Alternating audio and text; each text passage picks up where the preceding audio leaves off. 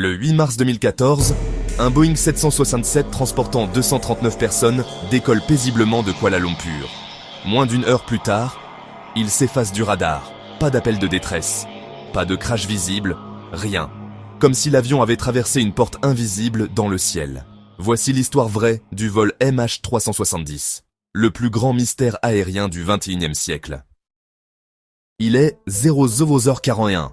Le vol MH370 décolle pour Pékin. Le commandant Zahari Shah, 18 000 heures de vol, connaît chaque procédure par cœur. Tout se déroule parfaitement. À 01h19, dernière communication, Good night, Malaysian 370. Une minute plus tard, le signal disparaît des radars civils. Silence total. Un silence qui, encore aujourd'hui, résonne comme une énigme. Les militaires malaisiens révèlent l'impensable. MH370 n'a pas disparu, il a changé de direction. Un virage à gauche, parfaitement contrôle. Pas une chute, pas une perte de contrôle. Un geste précis.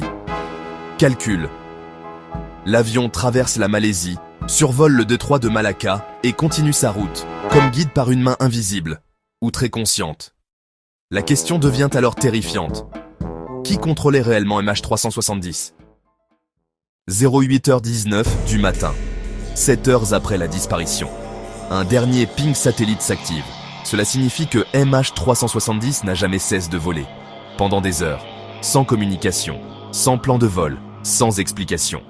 La dernière trace se situe dans le sud de l'océan Indien, l'un des endroits les plus isolés et les plus hostiles de la planète. Comme si l'avion avait voulu se perdre. Ou disparaître pour toujours. Entre 2015 et 2018, des débris du Boeing 777 apparaissent sur plusieurs plages, La Réunion, Mozambique, Madagascar. Des morceaux arrachent, abîment, rongent par la mer.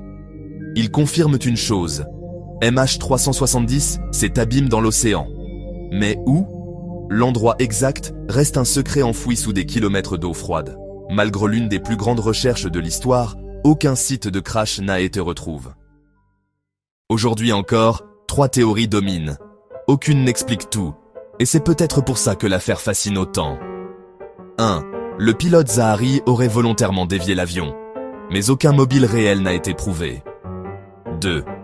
Le détournement. Quelqu'un aurait pris le contrôle du cockpit, mais aucun message n'a été envoyé. Aucune revendication. 3. La panne catastrophique. Un problème majeur. Mais comment expliquer les 7 heures de vol supplémentaires ? Chaque théorie ouvre une porte et en laisse 2 autres fermées. MH370 reste un trou noir de l'histoire de l'aviation.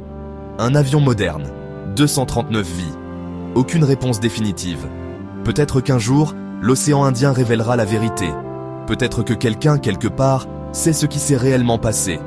Mais pour l'instant, le vol MH370 reste un fantôme dans le ciel. Un mystère que même le temps n'a pas encore réussi à effacer.